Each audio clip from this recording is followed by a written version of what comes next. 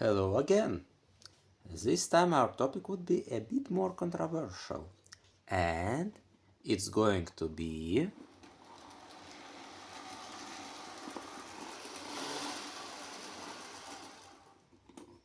TGV by Mehano. In 19th and early 20th century, trains were the kings of passenger transportation. But the time went on. First passenger airplanes were barely holding in air, and during all the flight you have to endure bumpy and extremely cold ride holding on to flimsy chair. But the time went on. Airplanes started to become more reliable and faster venture of transportation, until they became so reliable and fast, so they took away all wealthy passengers. Not better was situation for low-income passengers. Buses from barely moving mean of transportation became a serious thing. In order to survive, railways had to change and come up with something new. One of the ideas was to become almost as fast as a plane and as cheap as a bus. So that's how idea of high-speed trains was born, and they appeared in lots of countries with railways. Turbo train in USA and Canada, HST in Britain, Shinkansen in Japan, ETR in Italy, ICE in Germany, and TGV in France. By the way, are high-speed trains are coming to Latvia?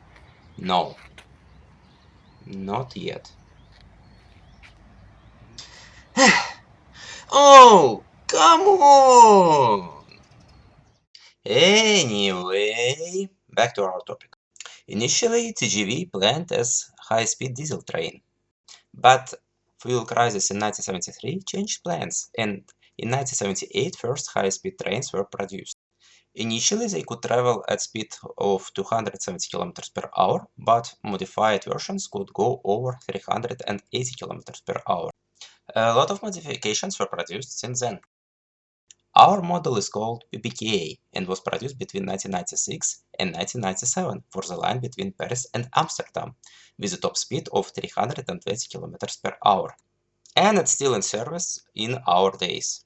Now back to our review. The train itself was part of starter set, which included train, tracks, and controller. I bought mine in 2012 for €140, and the set is still being sold for a whopping €150. Before I start roasting the tracks, I'd like to tell a couple of words about controller. Actually, it's awesome.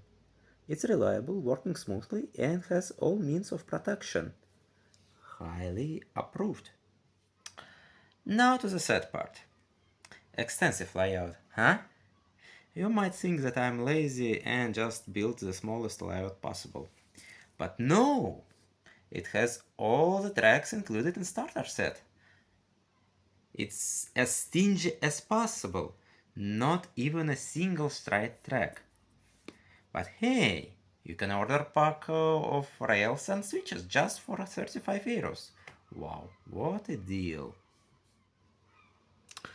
In my opinion, it's so low, giving kids smallest layout as possible, hoping that they would pay extra for extra tracks. Speaking of tracks, how do you like how these tracks are holding together? Huh? Reliable, isn't it? But don't worry, Mehano engineers found a workaround. You just take this plastic clip and push it like that.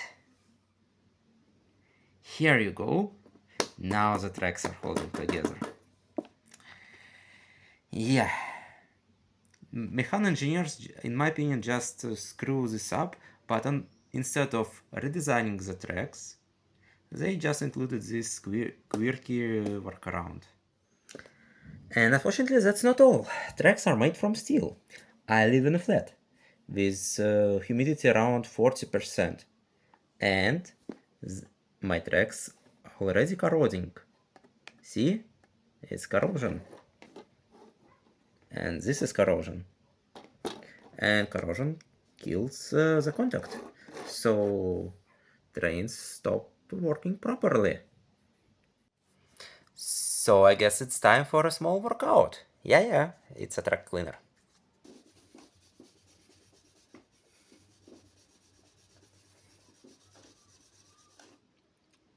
Now to the train itself. It looks so cheap. Paint job is rough and inaccurate. Just look at this paint bleeding. A lack of any details. Yeah, I know prototype also don't have much of it. But here it looks, in my opinion, way too boring. No front couplers, no cab details, no directional lighting. There is nothing inside these light places. At least we have a glass inside the cabin, and that's it. Also, no roof details. Yes, at least we have some pantograph substitution, but they are extremely cheap and flimsy and made from cheapest plastic as possible. So better forget about their existence and do not use them ever again.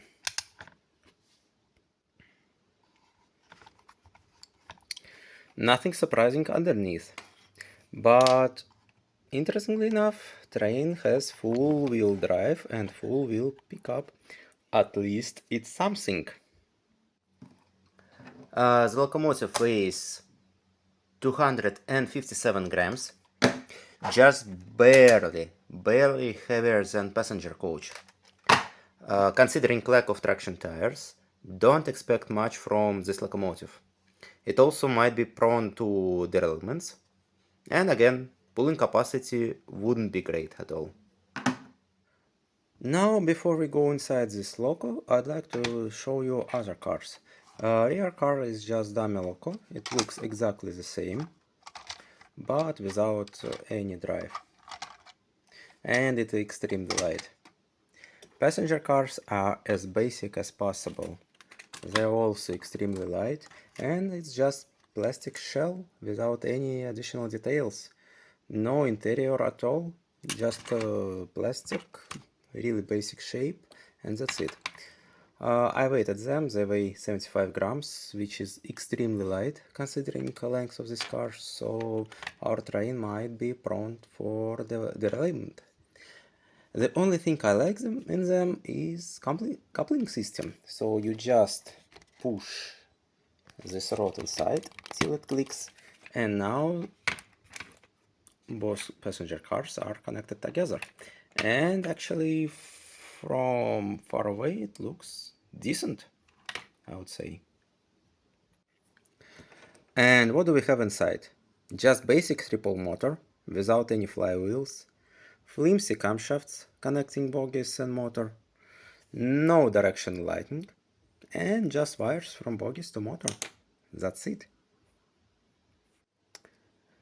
Bogies are just nightmare to service. First of all, originally they were swimming in oil, so make sure to clean them out and replace the oil with moderate amount. Secondly, due to body construction, get ready that all hair, gunk, and carpet fibers would go inside locomotive bodies and then become rock hard and clog up your drivetrain. And assembling this body back is also nightmare, but you have to disassemble it regularly in order to clean it up. So actually get ready to service these bodies after each ride, especially if you are using stock tracks. So now let's conduct the testing. I'm going to use this treadmill, at least I need to use it from time to time, and let's power it up with some juice. So locomotive trying to start at 5 volts. It's trying, yeah, it started. Let's increase voltage. 9 volts. Yeah, it's working. And current draw is 0.2 amps and about 1.8 watts. Let's give it 12 volts.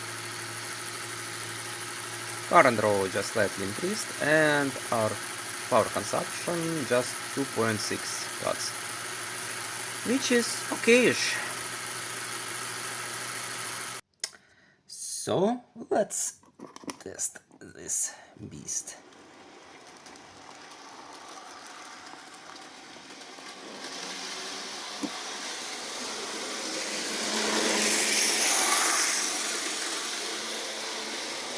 I've measured its speed, so it's about 275 kilometers per hour. So I would say it's quite prototypical. Let's switch it to short track. Oh, yeah, it's detailed. What was I saying about car's weight and locomotive weight? And you would face this issue very, very often, especially on such tight curve. So, what can I say? It's cheap and plasticky. In my opinion, it's an example why people are not staying in our hobby. Imagine being a kid who was gifted this trend set. Parents are paying quite a solid price thinking that they would give a worthy present for their kid. But all the kid gets is just cheaply and lazily made contraption. Absolutely horrendous tracks. Unreliable engine. The only good thing is prototypical speed.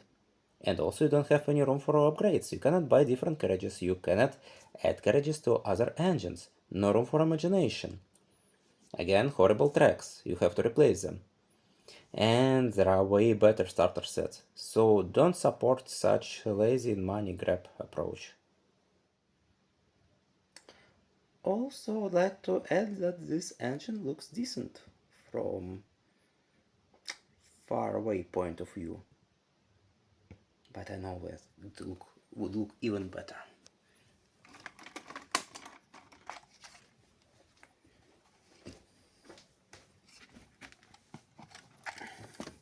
Yeah, here it is, and far away from my side. Yeah, here we go. Good night.